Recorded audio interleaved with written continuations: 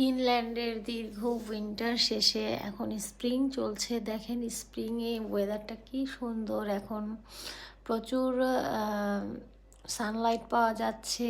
তারপর হচ্ছে গাছপালার মধ্যে সবুজ ভাবটা চলে আসছে। এবং দেখেন গাছের ডালগুলো এখনও হচ্ছে পাতা ছাড়া ছাড়া ভাবটা রয়েছে। মাত্র নতুন পাতা আসা শুরু করেছে।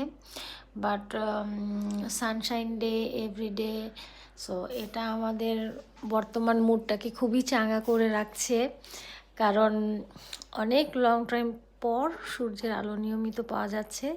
সো এটা খুবই ভালো লাগে। দেন হচ্ছে সব কিছুই ভালো লাগতেছে এখন, কারণ উইন্টারে একটা সময় হচ্ছে ডার্কনেসে থাকতে থাকতে কেমন জানি সব কিছু একরকম লাগে, একঘেয়ে লাগে। বাট নাও সব কিছু খুবই সুন্দর। Sunshine, you are my sunshine, my only Sunshine.